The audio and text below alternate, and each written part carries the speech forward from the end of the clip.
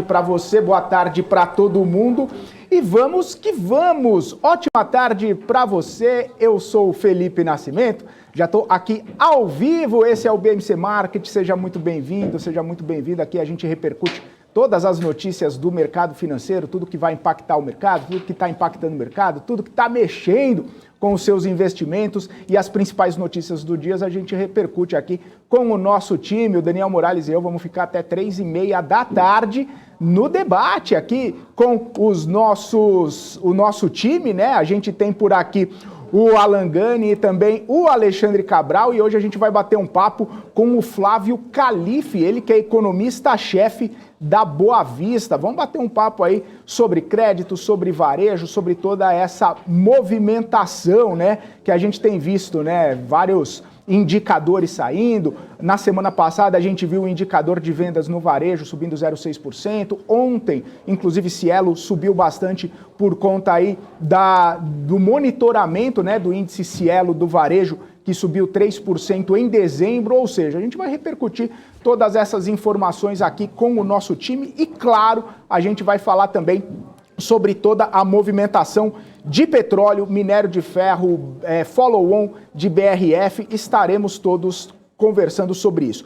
Mas é justamente sobre isso que eu quero falar, porque a gente tem as bolsas internacionais operando no patamar negativo. Nessa terça-feira, as bolsas europeias fecharam em baixa. DAX na Alemanha fechou em queda de 1,01%, FTSE no Reino Unido em queda de 0,63%, a CAC na França em queda de 0,94%, o índice Eurostoxx em queda de 1,03%. O movimento baixista também é visto nos Estados Unidos, as bolsas americanas, o índice Dow Jones caindo 1,54%, o S&P caindo 1,67%, e a Nasdaq recuando mais, olha só, 1,95%.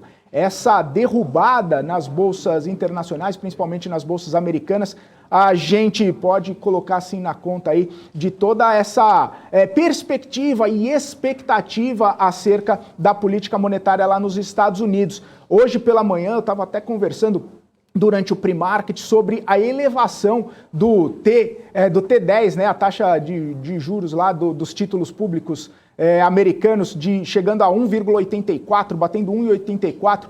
Inclusive, perto do Natal, esse índice estava 1,37% e agora chegando a 1,84%. Isso acaba impactando nas empresas, acaba trazendo um pouco mais de aversão ao risco e, claro, impacta nas empresas, impacta nos setores, impacta nas bolsas internacionais.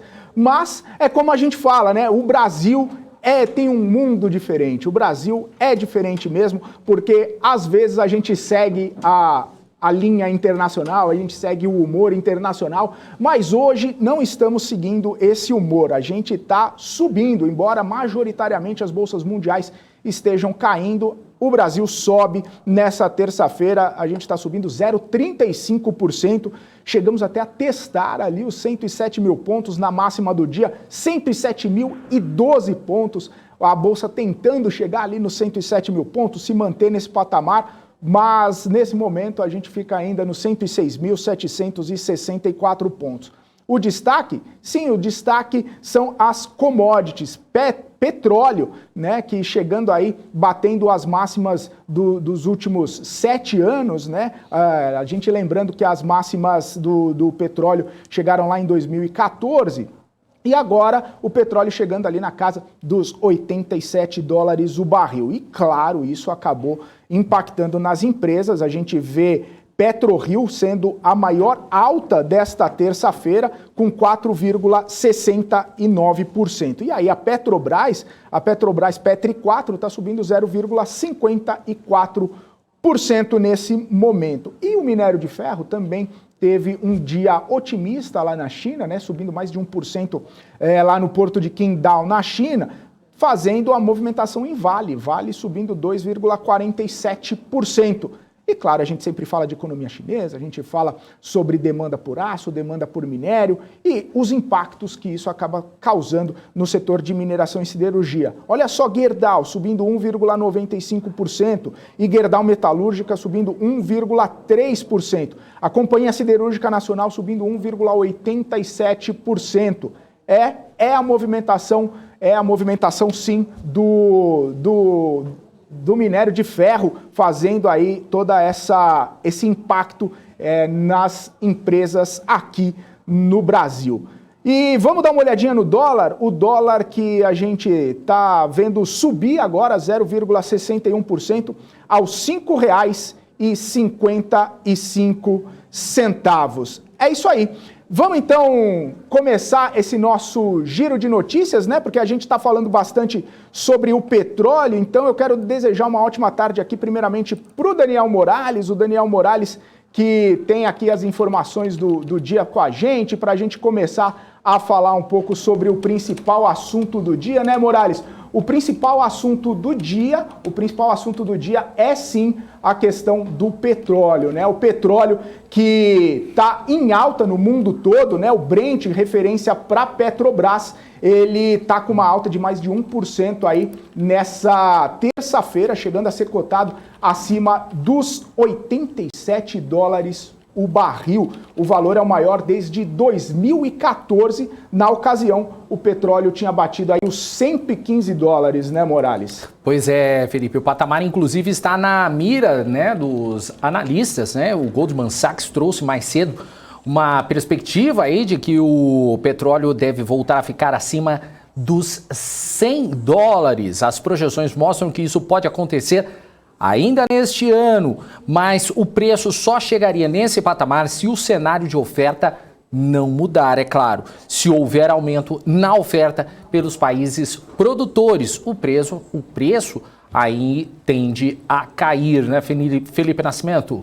É isso aí, Daniel Morales. A demanda global por petróleo cresceu 3.500.000 barris por dia só em 2022. No comparativo anual, a demanda no quarto trimestre do ano passado chegou a 101 milhões de barris diário.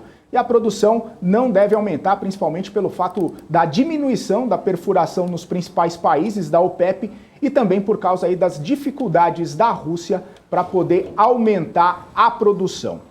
E o que coloca pressão sobre os preços da commodity hoje também é um ataque de drones contra instalações de petróleo em Abu Dhabi. O ataque foi reivindicado por rebeldes do Iêmen.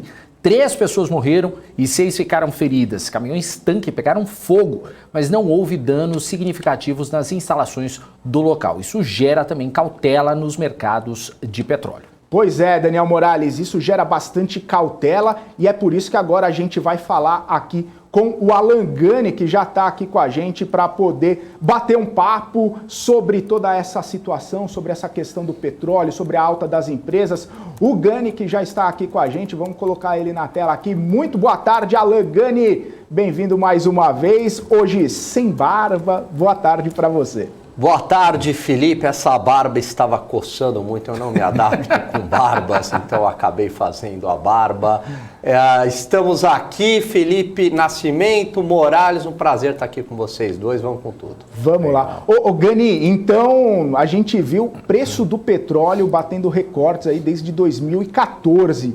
Essa pressão, essa questão geopolítica, demanda, oferta, está pressionando bastante a commodity, né? A gente já vinha falando isso ontem também, Perfeito, né? Uma série de fatores, né? Então você teve essa questão pontual, que foi um ataque de drones ali no Emirados Árabes, né? Grupos de Iêmen, também acho que um grupo do Irã reivindicou, tem toda essa questão. Há uma demanda muito forte de petróleo na Ásia, né? Global também, mas muito específica ali na região da Ásia. A Rússia diminuindo a produção, também tem tensões geopolíticas de uma possível invasão da Rússia ali na Ucrânia, o que faria aumentar a demanda por petróleo à medida que o gás natural iria se reduzir, a OPEP não aumentando a sua produção, enfim. Então é uma tempestade perfeita aí para a alta do preço dos petróleos, prova disso que o Goldman Sachs colocou no seu relatório para 2022 $96 como preço-alvo e para 2023 $105, né?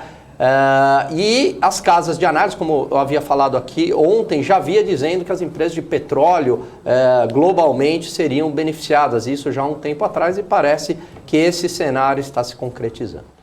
Pois é, Alan Gani, a gente vê essa movimentação, mas parece que a OPEP não vai tomar nenhuma atitude para aumentar a produção, né? Por mais que a demanda esteja aumentando, todos esses conflitos estejam fazendo com que a demanda aumente e também a produção mundial precisa aumentar também, mas a OPEP parece que vai manter ali a produção, vai fazer os aumentos já programados, sem aumentar muito a produção. Você acha que eles não querem expandir muito a produção para, de repente, não deixar muito petróleo no mundo, cair o preço, e aí também tem esses riscos aí de coronavírus, né? De repente, é alguma coisa mais planejada, com estratégia da OPEP e dos produtores? Eu acho que faz sentido, sim. Esses países acabam formando um cartel, um verdadeiro oligopólio, um cartel mesmo, onde eles acabam tendo uma influência muito forte sobre o preço, né? E isso acaba sendo vantajoso para esses países produtores de petróleo,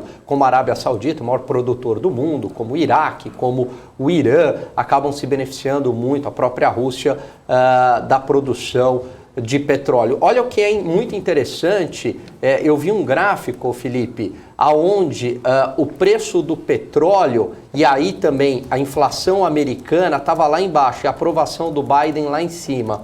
E aí é muito interessante como esse gráfico é correlacionado. À medida que sobe o preço do petróleo e isso puxa em parte a inflação americana, a aprovação do Biden acaba caindo. Então só estou trazendo isso para mostrar como essa questão do petróleo, né, ela tem impactos inclusive políticos, né, porque acaba pegando na inflação dos países, acaba atrapalhando custos de produção da empresa. Então é uma questão bastante relevante. E só para concluir, algo também que eu não havia falado, a ExxonMobil, que é, se eu não me engano, a maior empresa, uma das maiores empresas produtoras de petróleo do mundo, anunciou seu plano verde, né? Intensificar aí esse gás limpo, né? Essa energia limpa. E aí também reduzindo a produção de petróleo para migrar para essa pauta ESG. Qual que é a ironia de tudo isso, Felipe? A ironia é que esse movimento para o ESG turbina ainda mais o preço do petróleo. O Gani, eu queria aproveitar aí, fazer uma pergunta com relação ainda a esse assunto, mas voltado ao coronavírus. Porque ainda assim, se acredita que essa questão do coronavírus ela ainda está fazendo, está influenciando na questão do petróleo no mundo? Você acha que ainda vai acontecer isso, mesmo com a vacinação, ou mesmo com o avanço da Ômicron? É difícil dizer. O que a gente pode, o que a gente tem aí de concreto hoje, né, o Morales, é que há ainda toda aquela questão da logística influenciando em custos de transporte, em custos de frete, em atraso de produção, e isso acaba indo para o preço. Então isso tem um efeito sim, né? Agora, o que talvez a boa notícia que a gente ouve aí do lado sanitário é que essa variante, Ômicron, ela não é tão letal, né, como as outras, e provavelmente é ela que vai prevalecer, e sendo assim, poderia ser o início do fim da pandemia. Tomara, mas não sou aí especialista na área sanitária, só estou replicando aqui o que eu li de especialistas da área. Boa. Ô Gani, só pegar um gancho que você acabou de falar, né, a questão do ESG, o Pablo Rira, ele falou assim, essas políticas de ESG podem fazer com que a oferta diminua e, por consequência, o preço do petróleo suba. Talvez seja essa a perspectiva, né, inclusive do Goldman Sachs, de trazer uma projeção mais alta do petróleo para esse ano, para o ano que vem e, consequentemente, para os próximos anos, cada vez mais alto o preço do petróleo? É uma questão de oferta e demanda, ele está certo, porque se você está restringindo a produção, a oferta, seja por pressões da OPEP, ou seja por questões ambientais, uma pauta ESG, você tem menos produção, você tem menos oferta. Só que do outro lado, tem uma alta demanda por petróleo. E as energias renováveis que estão aí, elas não dão conta ainda, infelizmente, de suprir essa demanda energética no planeta. Então o mundo ainda é muito dependente do petróleo. E aí essa série de restrições acaba impulsionando o preço do petróleo, que é a ironia do ESG, né? Porque a pauta ESG acaba beneficiando justamente os investidores do ouro preto. Pois é, Gani, e ao melhorar a vida dos investidores aí do petróleo, estava dando uma olhada aqui, Petrobras segue subindo e quanto mais alto o preço do petróleo, mais dinheiro no caixa da empresa, né? Com certeza. A Petrobras é uma das grandes beneficiadas aí do petróleo, né?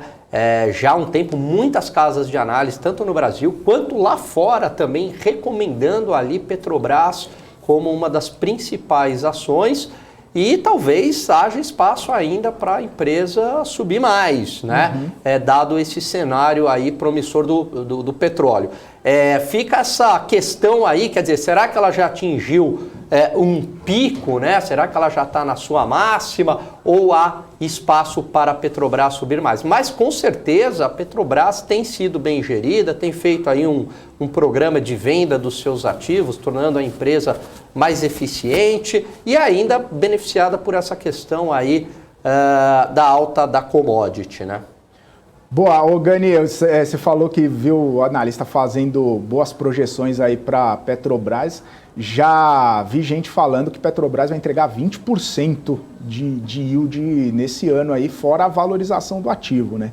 Então, para quem não se importa em ter uma estatal na carteira e as possíveis consequências de ter uma estatal na carteira, aí, olhando para essas projeções, tanto de preço de petróleo, o desinvestimento, que é muito importante também.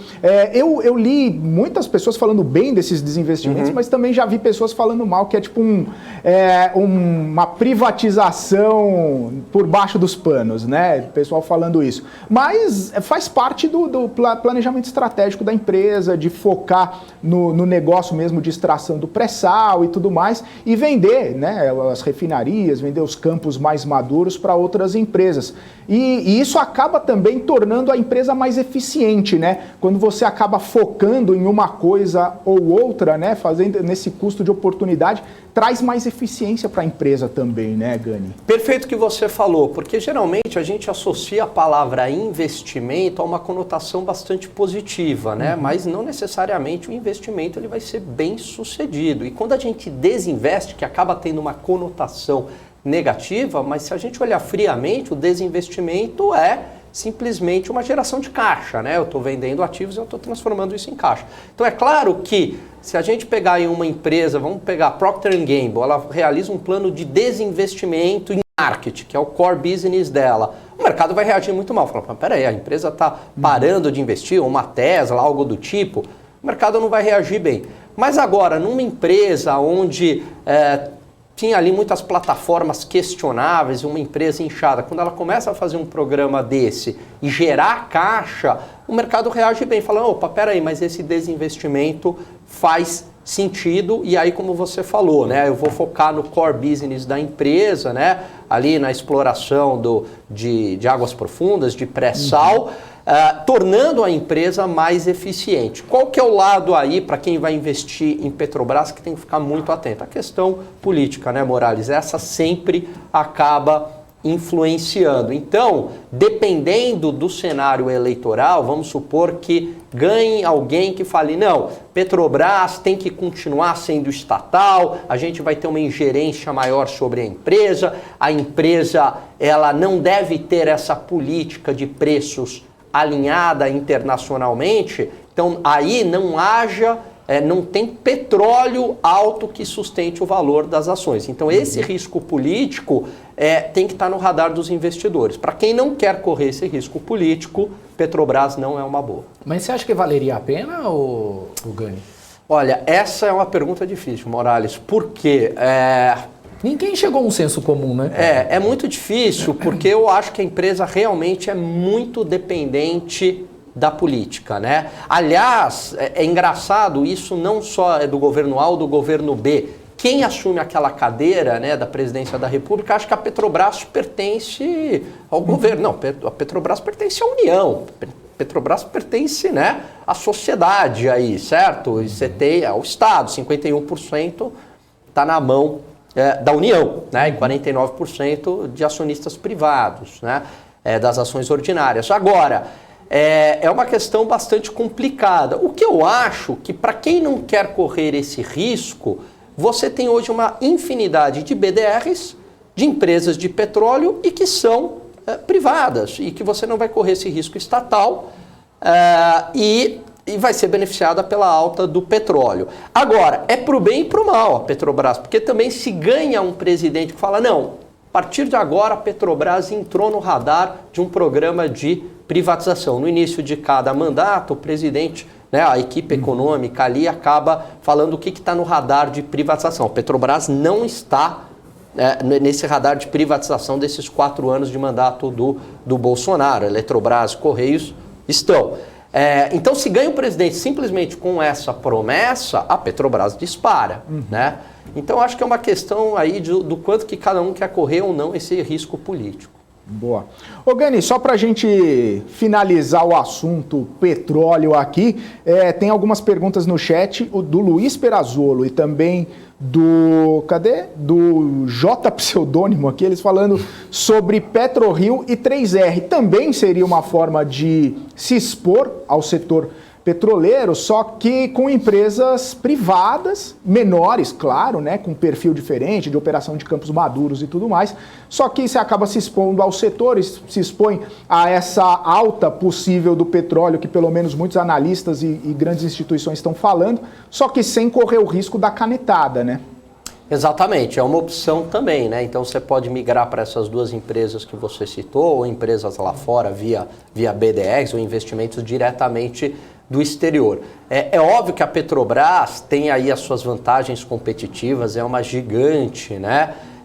Mas é tudo uma questão se o risco político se adequa ao retorno esperado da empresa. Tem gente que é fã de Petrobras, acredita que é uma ótima empresa, apesar do risco político, e tem gente que fala, não, mas eu não quero correr esse risco político. Mas, como eu disse, né, a Petrobras era a segunda ou a terceira empresa de uma grande casa de análise nos Estados Unidos mais indicada, né? Então, com maior indicação para o Wall Street. Boa, Gani, valeu. Vamos seguindo aqui, né? A gente já estendeu bastante a questão do petróleo e aí a gente vai mudar um pouquinho de assunto porque hoje está rolando aquela paralisação dos servidores federais, né? Os servidores de várias categorias estão paralisados, estão fazendo suas manifestações hoje, buscando, né, uma atenção ali do governo para reajuste salarial, para recomposição de inflação, para reestruturação de carreira, assim como foi prometido para os policiais federais. E a gente foi chamado a atenção aqui do Peter Santana, ele falou assim, os juros futuros estão disparando agora. E aí, eu queria saber de você, Gani, o seguinte, essa questão de paralisação, esse risco político, essa questão até do orçamento que o presidente Jair Bolsonaro tem que sancionar, tem que ratificar a decisão que foi tomada lá da lei orçamentária no ano passado, até sexta-feira, toda essa questão de vai ter dinheiro, não vai ter dinheiro, isso pode estar mexendo com os juros futuros, isso que pode estar fazendo essa movimentação aqui. Depois eu até vou falar para você como é que está o Tesouro nesse momento, viu, Gani? Boa. Com certeza, né? Principalmente no que a gente chama da parte mais longa da curva de juros, né? Vamos lembrar que a taxa de juros para cada prazo reflete uma expectativa da taxa Selic para aquele período, a Selic de hoje até aquele vencimento, mais um prêmio de risco.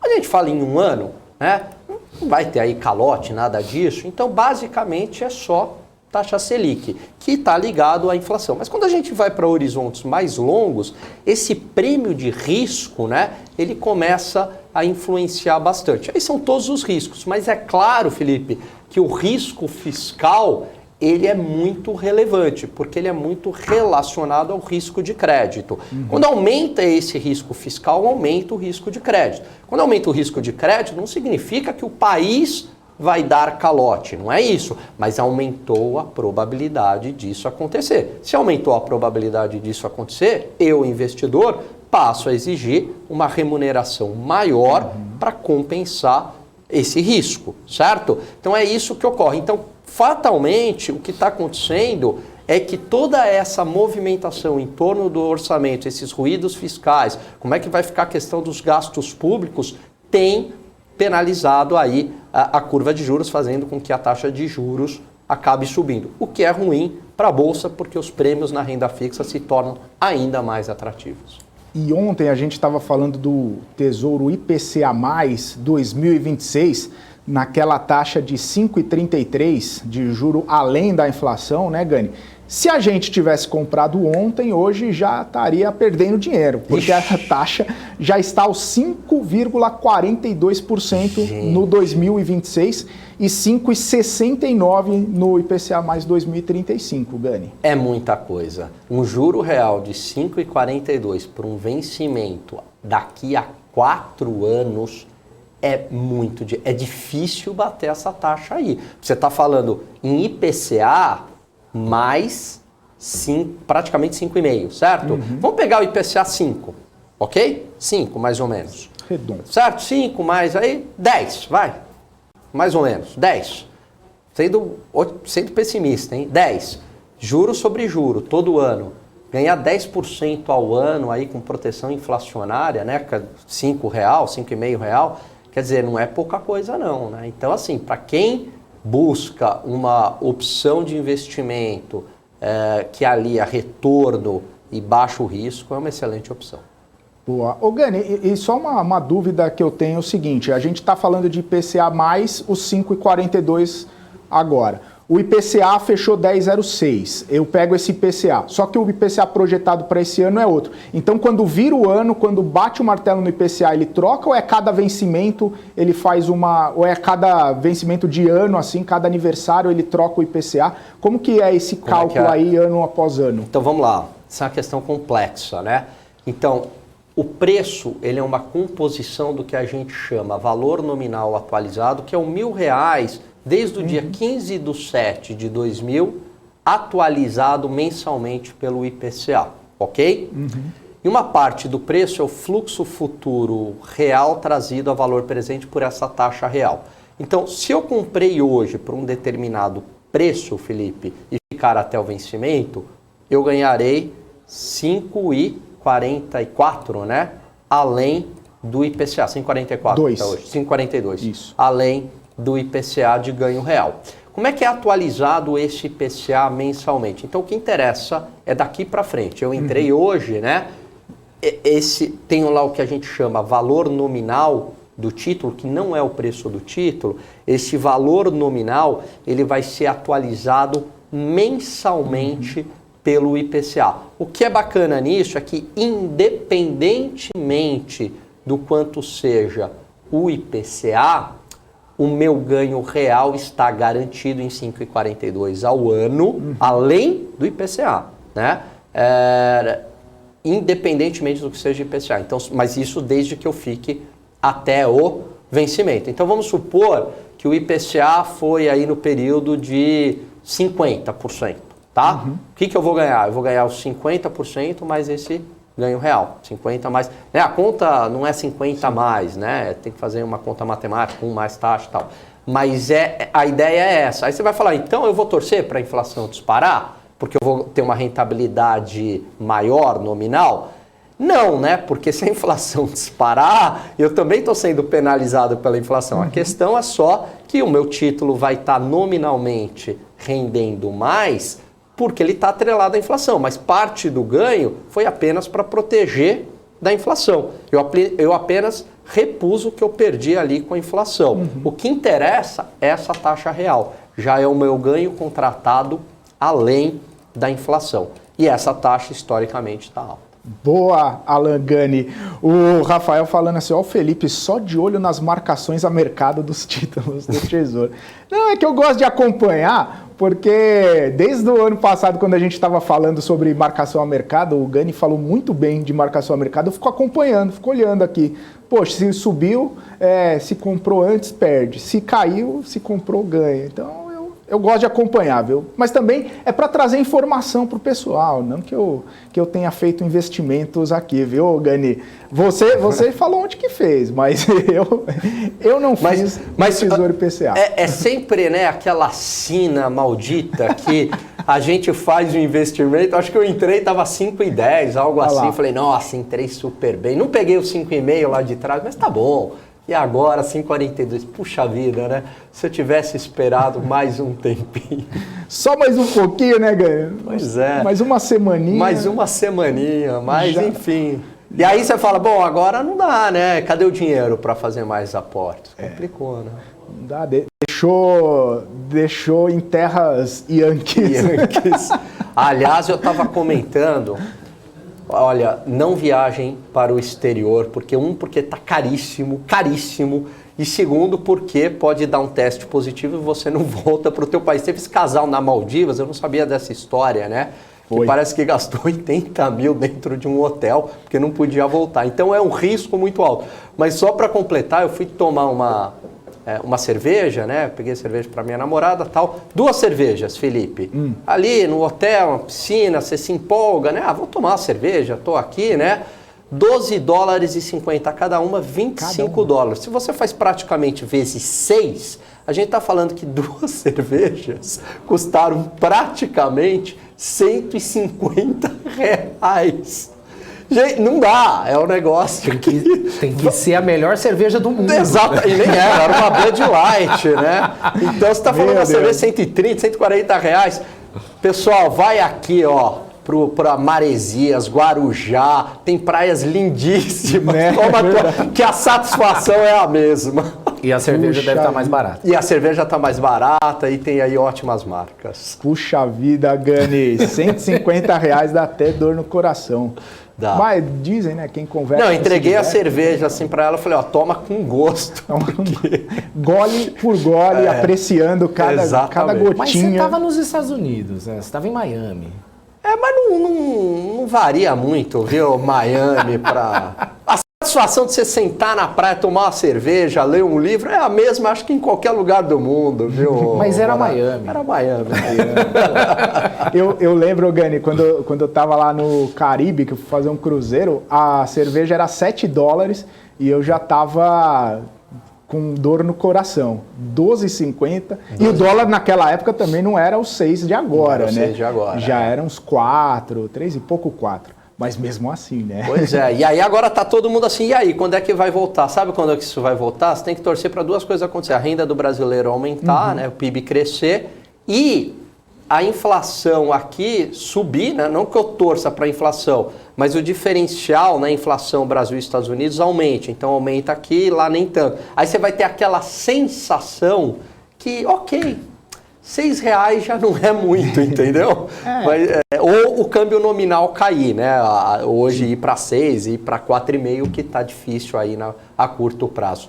Ou seja, pessoal, viagem pelo Brasil, a gente tem belíssimas praias por aqui. O bom também de viajar pelo Brasil é que você deixa o dinheiro aqui, movimenta a economia, exatamente, o PIB cresce e aí depois pode viajar lá para fora. Exatamente, então tranquilo, né? E se der positivo, fica por aqui, você não fica gastando em dólar, não, né? Você consegue voltar para casa, lá não, né? Pois é. Fique por aqui. Ô Gani, o Peter tá falando assim, ô Gani, já que você estava lá nos Estados Unidos esses dias, conta pra gente aí, a inflação tá visível mesmo no preço das coisas por lá? Como que tá abastecimento nos mercados? Como que tá a situação em loco lá nos Estados Unidos? Sim, senti isso na pele, senti para abastecer o carro, restaurantes, né, subiram, né, assim, comparando a 2 anos que eu fui, os preços estavam mais altos, né? Então tem sim essa inflação. A inflação americana em 12 meses chegou a 7% na média.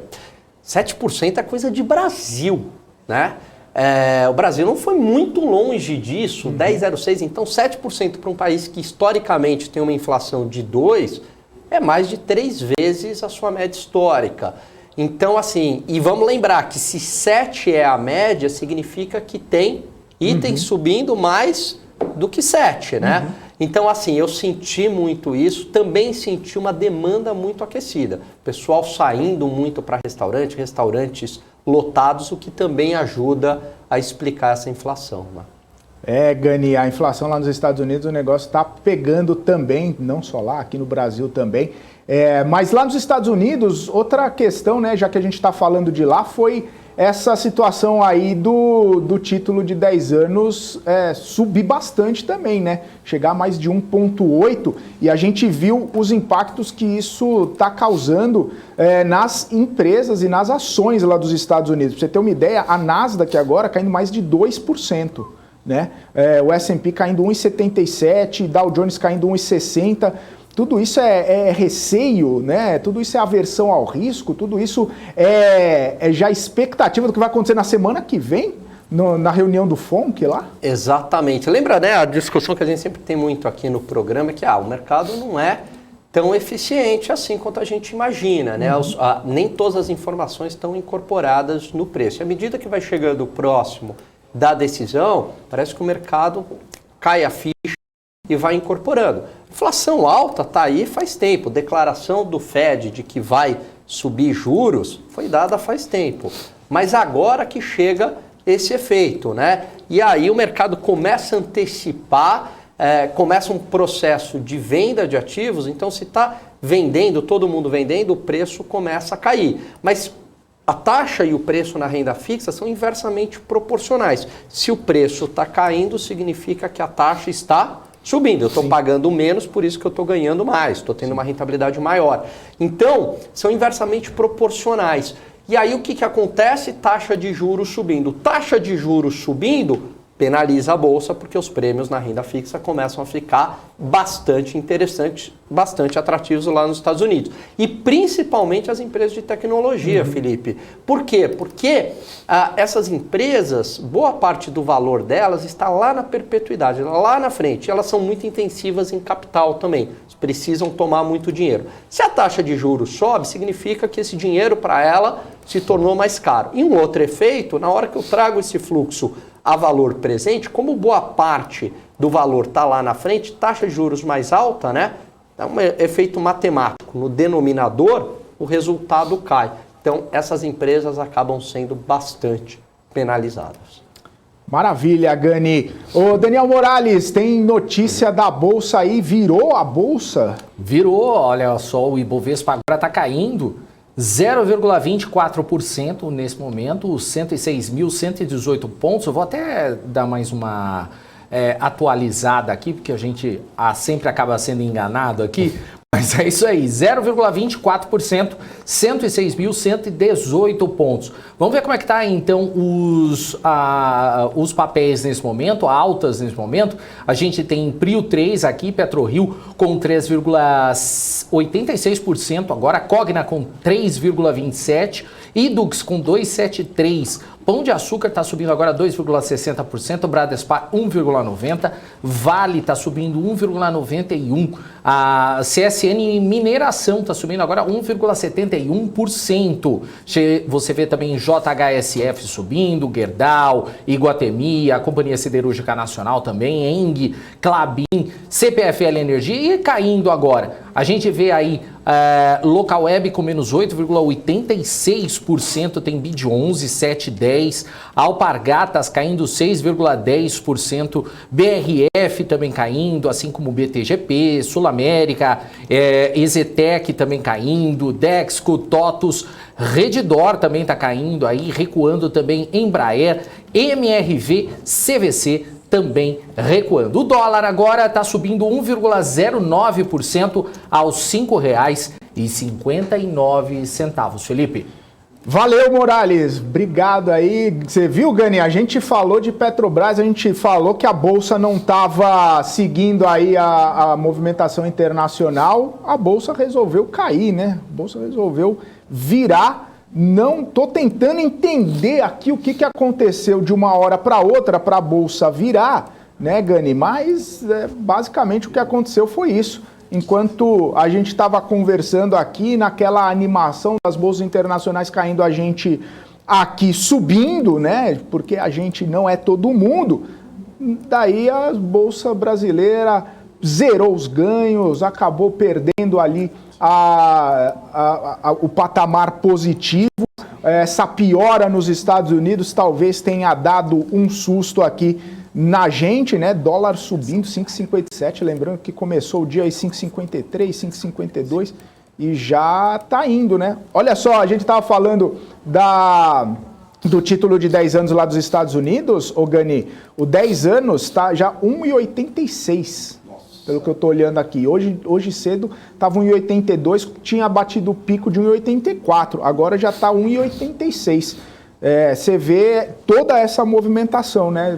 Estados Unidos caindo forte, traz Brasil junto com ele, título de 10 anos lá sobe, juro futuro nosso sobe, dólar sobe, enfim. Com uma baita de uma movimentação aí nas bolsas ao vivo aqui no BMC Market. Pois vamos lembrar que há uma semana essa taxa gravitava aí em torno de 1,68, 1,70, algo assim, e agora ela já, ontem fechou 1,78, subiu 0,05 pontos percentuais aí pela manhã, 1,82, 1,83, e agora você falou 1,86, né? Então, impressionante essa subida de juros nos Estados Unidos. É como se o mercado lá fora tivesse acordado falando, pô, peraí, a inflação é um problema real e o Fed vai ter que lidar com isso e vai subir juros. Subindo juros nos Estados Unidos tem um efeito global, né? Então a nossa taxa de câmbio acaba se desvalorizando ainda mais, que é um movimento que está ocorrendo exatamente agora. Por quê? Porque o prêmio para se aumentar para se investir nos Estados Unidos aumentou, né? Então, se aumentou esse prêmio, qual que é a lógica? Há uma demanda maior por dólares, ou seja, uma demanda maior por dólares, preço do dólar sobe, o real cai, né? E muita gente vai falar assim, mas por que investir nos Estados Unidos num título de 10 anos para ganhar apenas 1,86%? Para mim, que sou um pobre mortal, realmente não faz sentido. Eu quero correr um pouco mais de risco para ter rentabilidade. Mas para um bilionário com 10 bilhões de dólares, esses grandes tubarões do mercado, para ele ganhar de 10 para 11 não vai fazer a menor diferença. Ele quer manter o patrimônio dele. E o ativo mais seguro do planeta, o Porto Seguro, são os títulos da dívida norte-americana. Então ele fala, ok, eu vou colocar lá simplesmente para manter os meus 10 bi sendo remunerado a 1,86% ao ano. Boa, Gani, tô até lendo um livro que fala o seguinte, que tem muita gente boa em ganhar dinheiro, né, fazer dinheiro, só que não é tão boa assim em manter o dinheiro, né? Então esses caras aí que compram esses títulos de 1,85 são os caras bons em manter o dinheiro, né? Não são aqueles caras que vão colocar tudo em ativos muito voláteis, com muito risco e tal. Vamos lá, vamos dar uma segurada, deixa a graninha aí parada, segura. Exatamente. Né? E aí esses caras, eles investem em quê? Esses bilhões? Em imóvel, eles investem em renda fixa, títulos da dívida, porque eles não querem perder, eles querem ter o porto seguro deles. Foi difícil ganhar 10 bi, eles querem manter, né? É isso aí. Até eu que sou mais bobo, o Alan Gani. Vamos lá então, seguir aqui com o nosso BMC Market. Agora eu quero trazer o nosso convidado de hoje, o Flávio Calife, economista-chefe da Boa Vista, está aqui conosco para bater um papo. Flávio, seja muito bem-vindo aqui ao BMC Market, um prazer falar contigo. Muito obrigado, o prazer é todo meu. Vamos lá, eu queria começar falando contigo justamente sobre as notícias recentes que a gente viu aí sobre o varejo. O indicador de novembro saiu na semana passada, né? Teve uma alta de 0,6% de acordo com o IBGE e ontem, no índice Cielo, acabou mostrando uma alta de 3% em dezembro. São indicadores diferentes, mas com uma mesma percepção, né? Percepção de uma alta ali do setor, principalmente nesses 2 meses, embora com algumas questões ali sobre setor em queda, setor em alta, segmentos em alta, segmentos em queda. Queria saber como que está a sua avaliação para esse setor e o que essas altas aí nos indicadores, né, tanto do IBGE quanto do índice Cielo, acabam mostrando, né, que retrato que esses indicadores mostram aí sobre o varejo, na sua opinião. Vamos lá. Nós também divulgamos, o Boa Vista também divulga alguns indicadores para o mercado, um deles é o também movimento do comércio, que é muito baseado nas consultas da nossa base de dados. Né? A partir dessa consulta a gente faz tanto do movimento do comércio, quanto demanda por crédito, inadimplência, a gente vai falar um pouquinho sobre esses dados aqui também. Mas é interessante que esse dado do IBGE, apesar de ter sido positivo ontem na comparação mensal, ele foi negativo na comparação anual, né? E reduziu o crescimento em 12 meses. Né? Então a gente vinha no crescimento vinha mais elevado, e ele se reduziu aí para 1,9, estava em 2,6, reduziu para 1,9 em 12 meses. Com uma tendência aí na nossa avaliação até de recuar um pouco mais ainda no último mês, né? Porque uma série de variáveis, vamos dizer assim, que pioraram um pouco, né, na percepção do comércio, do comerciante. A gente olha números como com a própria confiança do consumidor, confiança do comércio, que afetam bastante os números futuros, né, e outras variáveis que a gente pode discutir, que tem levado a não uma piora, né, mas uma redução nesse ritmo de crescimento. É importante lembrar que o varejo, durante a pandemia, apesar de todos os recursos que ocorreram em outros setores, ele se segurou, né, segurou bem, né, enquanto a indústria e os serviços despencaram lá em 2020, o varejo continuou a manter uma tendência de elevação, fechou acima de 1%, né, em 2020. Esse ano também deve fechar positivo, apesar, né, claro, de ter menos do que a gente esperava no início do ano, assim como boa parte, né, dos setores. O varejo esperava um crescimento em torno de 2,5%, 3% para 2021, ele deve estar fechando em torno de 1,5%, mais ou menos agora em 2021. Maravilha. E no fim do ano, né, geralmente o comércio fica na expectativa aí de Black Friday, Natal, para impulsionar as vendas. Como que essas datas foram para o setor, Flávio? Elas causaram o impacto desejado? Como que foi a percepção de vocês aí em relação a essas 2 datas específicas? Se a gente olhasse os anos anteriores, né, a expectativa em relação ao Black Friday era um pouco maior. Acabou sendo um pouquinho abaixo das expectativas.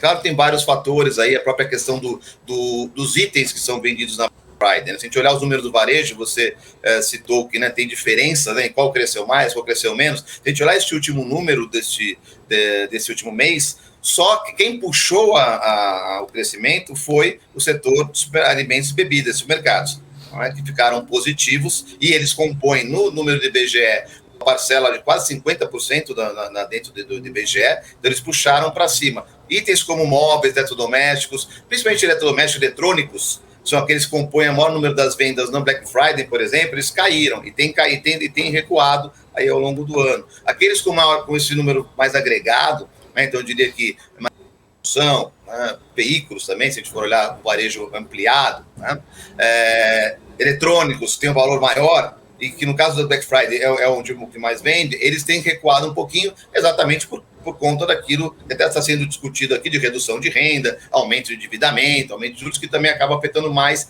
esse tipo de produto, né? Enquanto quem está segurando mais ainda são aqueles mesmos, né, que seguraram durante a pandemia, né, alimentos, bebidas, farmacêuticos, vamos dizer assim, e outros que estavam caindo bastante e agora estão se recuperando um pouco, que é tecido, vestuário, calçados, que perderam, que não conseguiram se manter tão bem ao longo da pandemia por conta das restrições e não conseguiram reverter isso para e-commerce, como outros setores conseguem mais facilmente. Hoje eles se recuperam mais, mas eles ainda, além de participar menos do total do varejo, eles ainda estão chegando, vamos dizer assim, no número mais positivo. Alan Gani, Daniel Morales aqui com a gente. Tem perguntas para o Flávio? Tenho sim. Flávio, boa tarde, um prazer falar contigo. Há uma perspectiva de que a inflação fique em torno de 5% agora em 2022, né?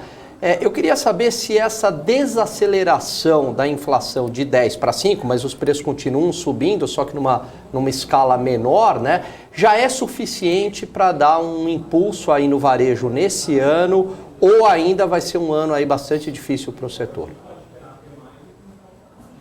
Olha, os últimos anos foram bastante difíceis, né, para o varejo.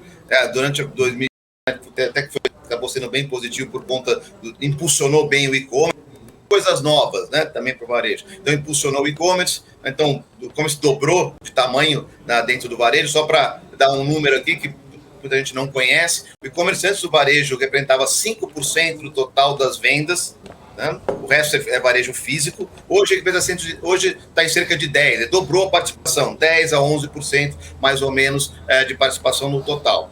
Então isso foi positivo, né, numa crise. E sempre que essas crises aparecem, como nós sabemos, novas oportunidades e tendências surgem. A inflação acabou atrapalhando bastante nesse segundo semestre, principalmente o varejo, porque teve junto com a inflação também do endividamento e do comprometimento da renda com pagamento de dívidas. Então, quando você junta, né, aumento de inflação com aumento de pagamento de dívida, a renda disponível diminui, o consumo acaba também sofrendo um pouquinho mais.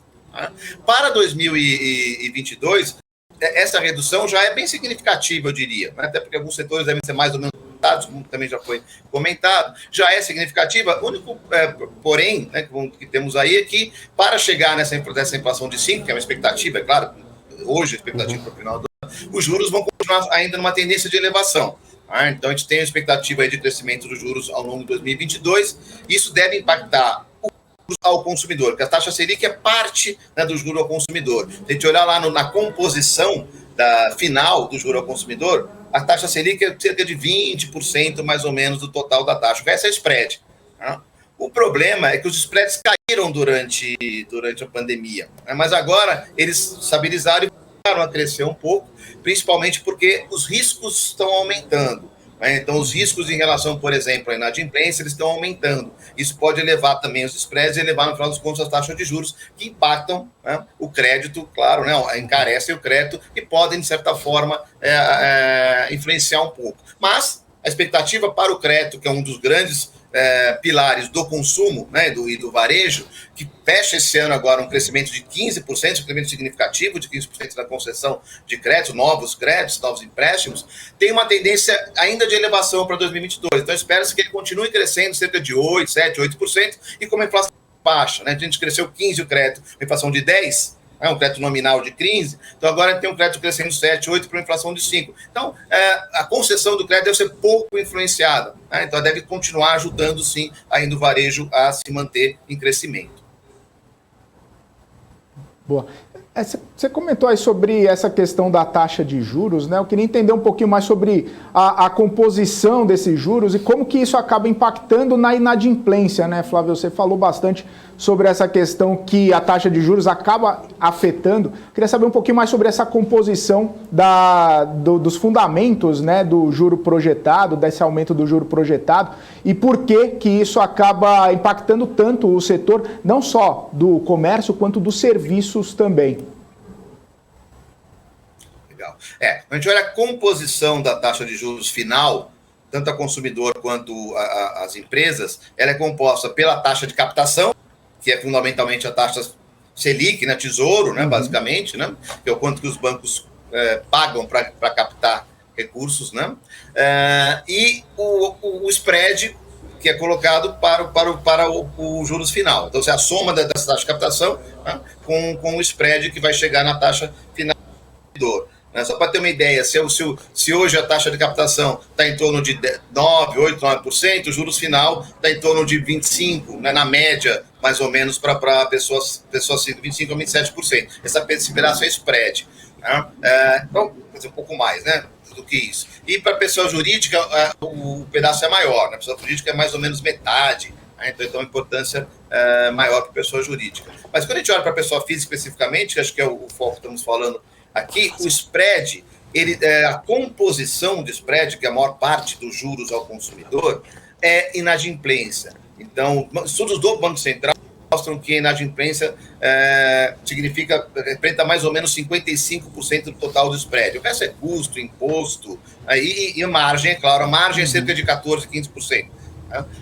Do total do spread. Então, como a gente está no momento em que a taxa de captação está com uma tendência de elevação, a taxa Selic de elevação, e os spreads também tendem a se elevar por conta de um aumento do risco, portanto, o aumento do risco de uma instância é um aumento da inadimplência, aí podemos falar um pouquinho da inadimplência em si, isso tende a elevar os juros finais ao longo de 2022. Já elevou nos últimos 2 meses e a tendência na nossa avaliação é que isso continue. Não é nada muito significativo, mas aquela tendência de queda que a gente viu durante a pandemia, ela não está mais acontecendo e voltamos a uma tendência de alta que deve se manter ao longo de 2022.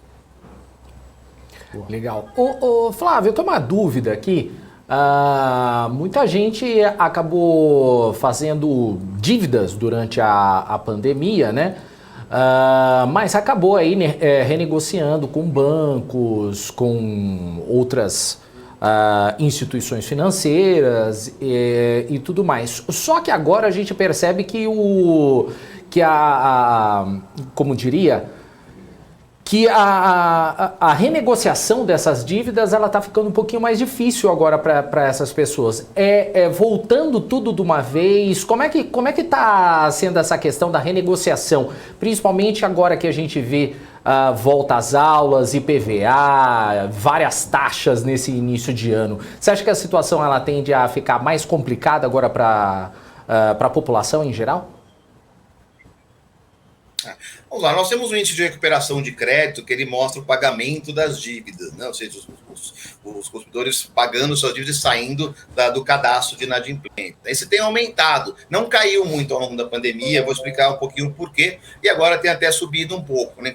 Enquanto que do outro lado, né, o que você citou, foi muito durante a pandemia, quando começou a pandemia, a expectativa de todo mundo era que a inadimplência fosse estourar, né? Porque uma redução drástica de empregos, o emprego e são determinantes, determinantes da inadimplência, então isso poderia levar, sem dúvida, a um aumento significativo da inadimplência. Se a gente olhar todas as crises que ocorreram, a gente pega desde 2000, por exemplo, seja lá, né, 2000 tem crise de tecnologia, 2008 subprime, depois 2012 a gente tem uma crise forte de crédito, 2015, 2016 já aquela crise, né, de PIBs negativos seguidos.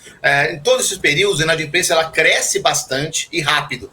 Em 4, 5 meses ela cresce 20%, 30%, mas depois ela recua também no mesmo período, 4, 5 meses ela volta mais ou menos ao anterior.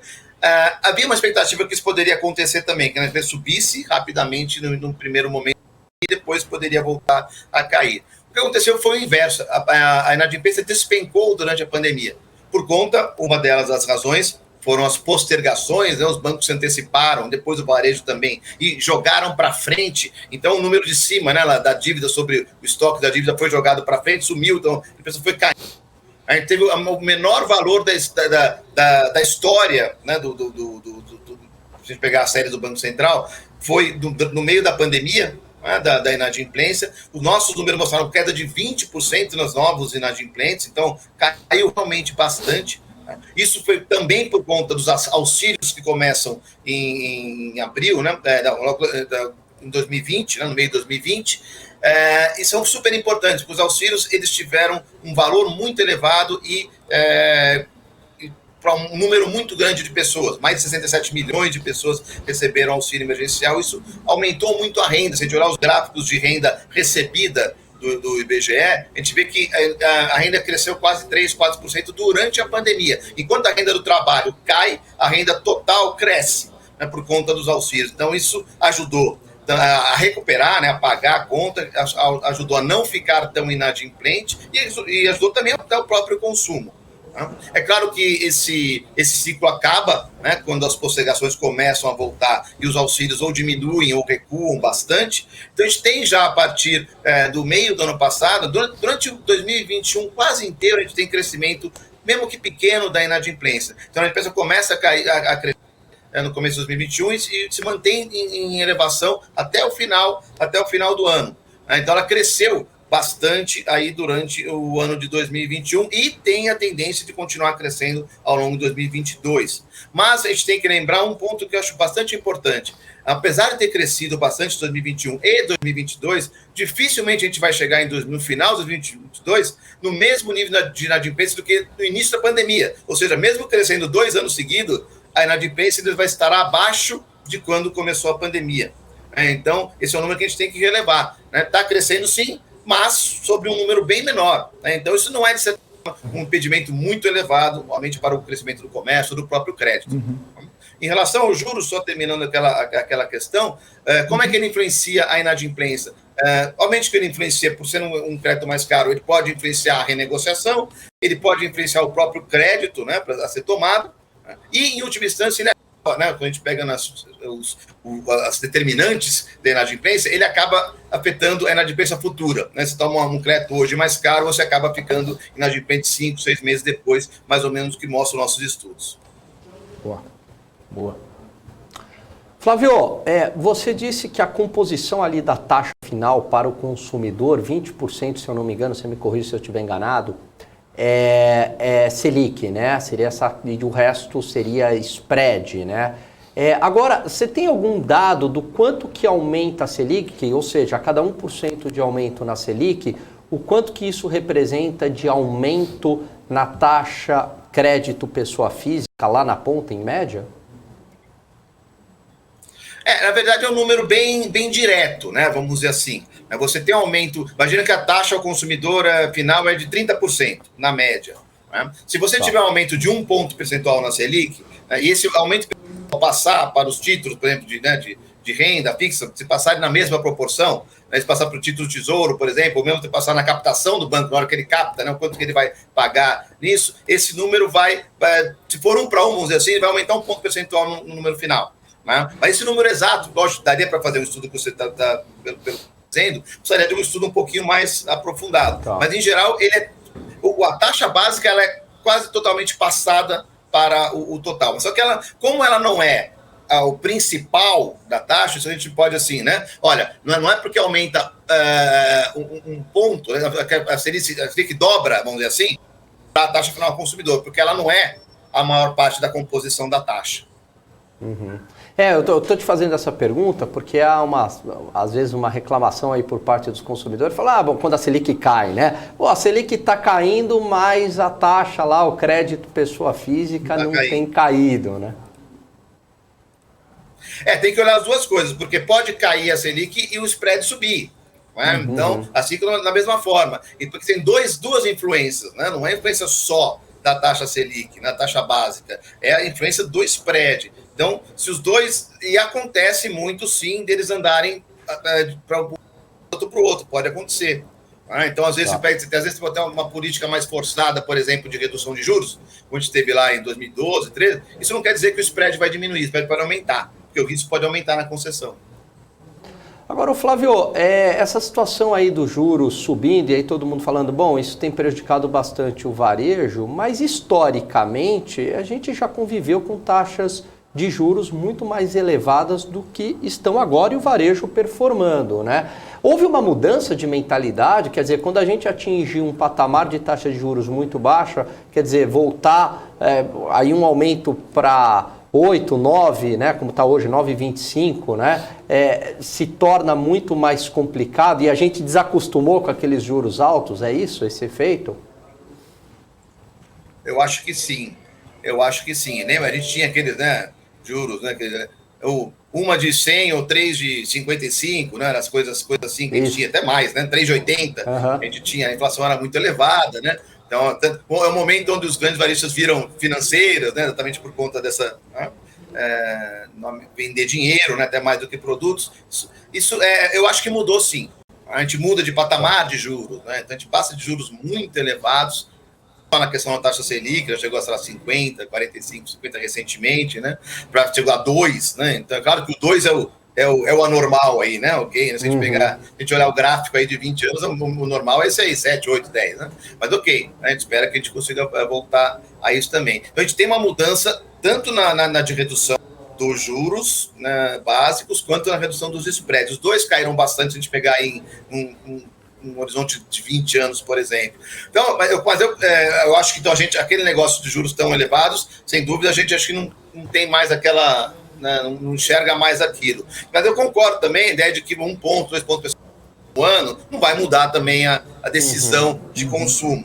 Né? Então, acho que pequenas mudanças, que é o que eu acho que devem acontecer, eu não acho que os juros devam ser grandes determinantes para o varejo durante 2022, porque eu acho que as mudanças são pequenas. Mas afetar, acho que a renda é muito mais importante, né? Mudança no nível de emprego que vem a gente olhando do lado positivo, o mercado de trabalho vem melhorando e já estamos bem mais próximo do que estávamos no período antes da pandemia. A gente pegar lá na pandemia, a gente tinha lá um desemprego de 11%, né? Depois ele sobe muito. Agora estamos em uma tendência de queda, chegando já abaixo de 12%. Né? Se a gente olhar o número de pessoas empregadas, voltou bastante, perdemos quase 5 milhões de empregos durante a pandemia, já recuperamos 4. Então, esse é, na nossa avaliação, o maior determinante de todos. Se esse mercado de trabalho continuar melhorando, continuar trazendo índices positivos, seja no CAGED, seja na taxa de emprego, eu acho que isso é muito mais importante do que, por exemplo, uma pequena mudança nas taxas de juros. Isso traria, sem dúvida, uma confiança muito maior, uma tomada de crédito maior, né, com uma inadimplência que hoje é mais alta do que era ontem, mas não é mais alta do que era antes da pandemia. Então, acho que isso ajudaria muito, né, e tem bem relevante sobre o varejo. Maravilha. Flávio, eu quero agradecer sua participação aqui com a gente e pedir para você deixar suas considerações finais, por gentileza. Eu agradeço muito, né? Obrigado a todos aí pelas perguntas, pela atenção. Eu queria dizer que são como... quando a gente olha para o varejo como um todo, né, e agora falando sobre os principais variáveis que discutimos aqui, vai ser, sem dúvida, mais um ano de desafios, não só para o varejo, como qualquer outro setor. Mas o varejo segurou bem, vamos dizer assim, durante, né, a pandemia.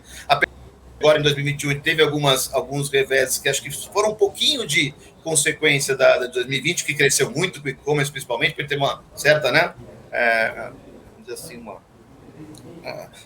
acostumamos aí um pouquinho com aquele setor que mudou também, e que esse ano entra com esses desafios, que tem alguns obstáculos, que sem dúvida os maiores deles estão ligados a um pouco do endividamento, que está recuando já, mas se compromete mais a renda, que estão mais ligados à questão também de juros e inadimplência, que estão em tendência de alta, mas nada explosivo, e que sem dúvida, né, a gente vai olhar aí o mercado como, na nossa avaliação, aquele que vai ser o maior determinante aí dos resultados, principalmente na confiança do consumidor, né, para voltar, né, ou ir mais às compras do que ele tem ido. Maravilha. Muito obrigado, viu, Flávio? Uma ótima terça-feira para você. Até uma próxima. Um abraço. Obrigado, até a próxima. Valeu. É isso aí.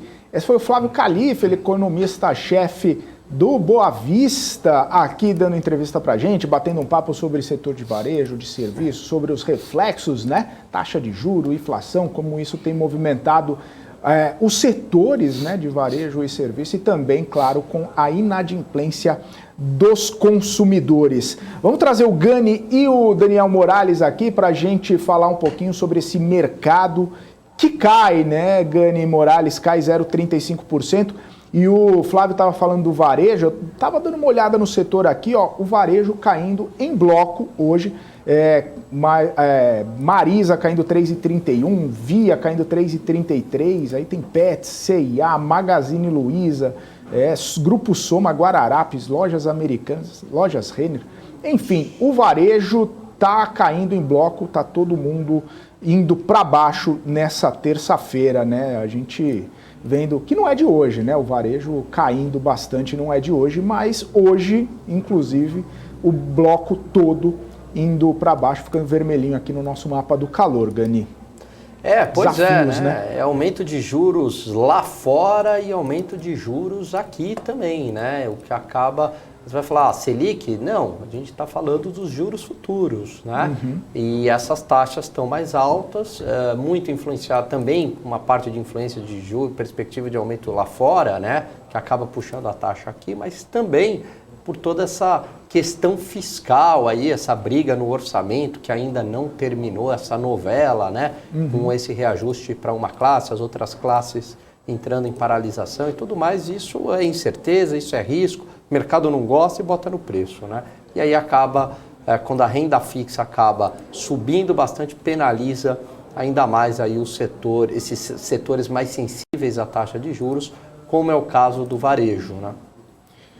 O varejo trazendo aí queda nessa terça-feira. E o que está subindo, Gani e Morales, é o dólar, né? O dólar chegou aos R$ 5,58, agora deu uma na sua máxima do dia, agora R$ 5,57. Lá fora, todos os índices também operam no negativo, né? A Dow Jones caiu 1,59, S&P 1,73 de queda e a Nasdaq caindo 2,23%. A gente falava que estava mais ou menos 2% ali um pouco tempo atrás, né? Agora já acelerou essas perdas aí, 2,26%. Esse é o retrato aí das bolsas internacionais nesse momento. Tem bastante pressão sobre os ativos, né? E sabe o que é interessante, Gani? A gente estava falando sobre a questão dos resultados que estão saindo lá nos Estados Unidos, né? Começaram os grandes bancos e tudo mais, e a gente naquela expectativa, será que isso vai acabar animando, né, os investidores, alguns resultados bons? Tem uma grande proporção que veio com lucro, né, com receita acima da expectativa, mas outras questões de cenário não permitiram esse otimismo todo, né? Né? Quer dizer, aí a questão sistêmica, né? Por mais que a empresa tendo algumas empresas bons fundamentos, bons resultados, mas quando há uma questão sistêmica, o que a gente chama de risco sistêmico, aí não tem jeito, acaba afetando todo mundo, né? E o mercado está entendendo que essa subida de juros por conta da inflação lá nos Estados Unidos é uma questão sistêmica que acaba penalizando aí todos os setores, uns mais, outros menos.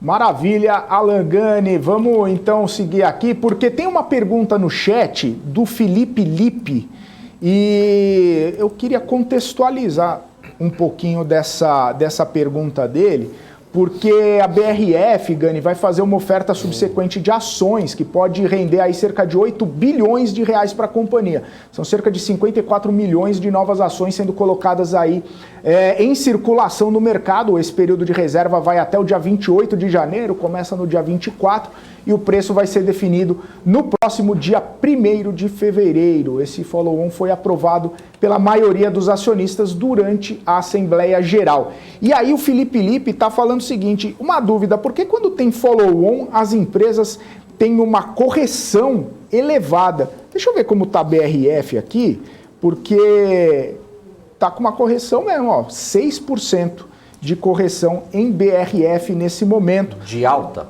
De baixa. De baixa. Eu imagino que ele tenha perguntado essa queda mesmo, né? Tudo depende de preço, movimentação. Por que geralmente isso acontece? Então vamos lá, né? Tem algumas explicações aí. Bom, primeiro, mas ela vinha subindo, acho que ela subiu 18% desde o anúncio e depois caiu, né? Então no net ela ainda está subindo. Mas a pergunta dele é interessante. Então vamos lá, né? Qual que é o ponto aí das leituras que a gente podia fazer da BRF, né? A BRF, comparando o resultado dela do terceiro TRI de 2020 para 2021, o EBITDA ajustado subiu 3%, a margem dela melhorou, operacionalmente a empresa está bem. Tá? Agora, se a gente olhar o lucro líquido, ela reportou ali um lucro líquido na casa de 250 milhões no ano passado e agora um prejuízo na mesma ordem, né? Em torno aí de 200 milhões nesse ano. Então, o que isso significa? Se o EBITDA está subindo, lucro operacional, né, somado aí de depreciação e amortização, ele está subindo, mas o lucro líquido está dando prejuízo, a empresa está tendo aí despesas financeiras, porque isso não entra no cálculo do EBITDA, né? E a empresa está muito alavancada, Felipe. Então ela está com uma relação, o mercado adora olhar essa relação, dívida e EBITDA, né? Então assim, 2 é considerado um patamar ok, sustentável, 2, 2,5. A empresa está com 3, né? Recentemente é o maior patamar. Então a empresa se endividou bastante. Então a reação dos 18% aí, que houve essa alta, era em parte porque essa emissão de ações vai melhorar a estrutura de capital da empresa, vai tornar ela menos alavancada, né? Diminuir essa relação dívida-EBITDA. É verdade também que o prazo médio, embora a empresa se endividou mais, mas o prazo médio de endividamento aumentou, que é bom para a empresa. Ela tem, na média, mais prazo para pagar as dívidas, de 7 para 9 anos. Né?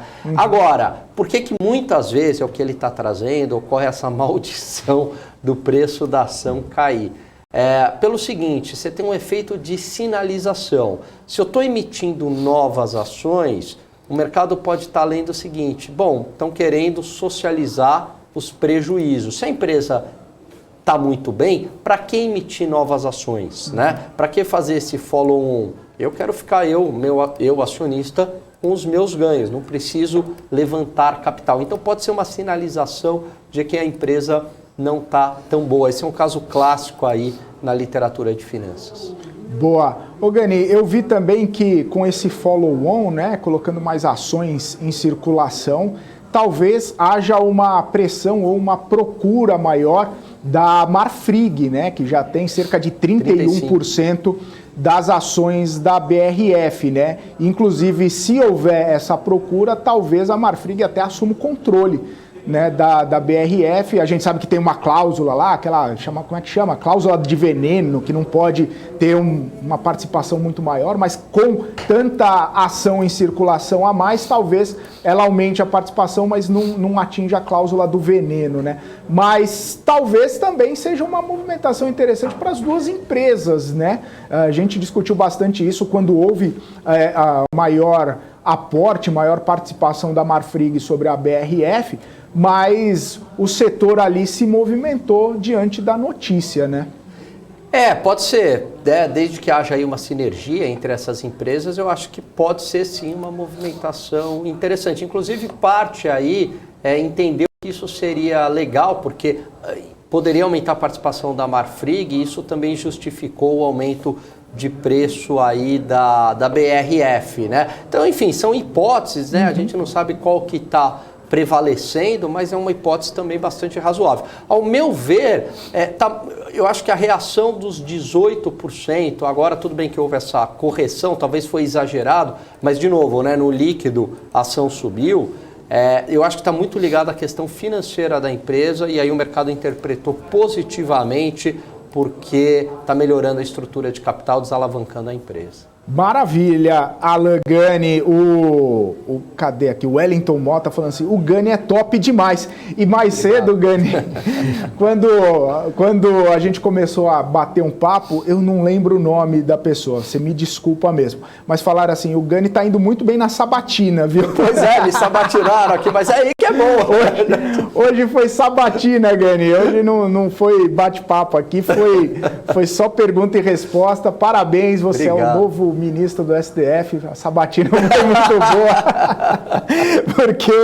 boa, mas o papo bom é assim, né? Vai rendendo, vai batendo assunto, vai tendo gancho para novas perguntas, vai batendo a dúvida. Só tem uma questão, essa sabatina aqui é mais séria, porque aquela lá no Senado é meio faz de conta, né? Meio para inglês ver.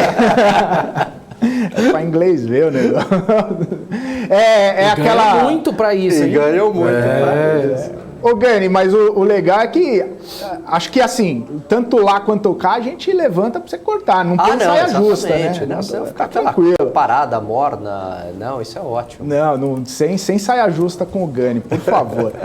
É isso aí, então já que a gente tá sabatinando, eu vou fazer a última pergunta, Alan Gani. Pega leve, hein? A última pergunta. Vai lá. Quais são as considerações finais? Só para a gente encerrar o dia de hoje. Aí você pode ficar à vontade, tema livre. Mesmo porque bomba do Gani é só na sexta. Só na sexta. Vai ter happy hour, não vai? Como é que fica esse plano? O happy hour foi um evento esporádico. Acabou. Como é que foi? Um evento não recorrente. Um evento não recorrente. De 2021. Boa. Então, assim, Felipe, de verdade, eu não vejo nenhuma mudança de fundamento, né? Quer dizer, essa inflação americana está alta, não é de hoje. O Fed está anunciou o tapering, deve terminar por volta de março o programa de compra de ativos, sinalizou um aumento de taxa de juros, vários diretores falando aí, podendo chegar a 2%. Então, assim, eu não vejo nada de novo para esse pânico aí, para esse dia ruim. Então eu acho que é mais um daqueles dias aí de movimentação, que o mercado acorda de mau humor, mas não vejo aí como uma tendência, porque eu não vi uma mudança de fundamento. Ô Gani, eu falei que era a última, mas não tem como, você tocou num assunto, não vê mudança de fundamento, já está tudo precificado e tudo mais, e eu li agora que a Casa Branca falou que a Rússia está num ponto em que poderia atacar a Ucrânia a qualquer momento. Aí é mudança E aí de o fundamento. Biden falou o seguinte, se a Rússia não seguir o caminho diplomático, vai sentir as consequências. Pois é. Essa é uma questão que é muito delicada, né? A gente não sabe esse desenrolar, ou como é que ele vai ser, porque a gente não está falando que é uma tropa lá do Iraque que está invadindo, não, a gente está falando da Rússia que está na fronteira. Historicamente, né, nos últimos anos, o Partido Democrata ele tem se envolvido em guerras.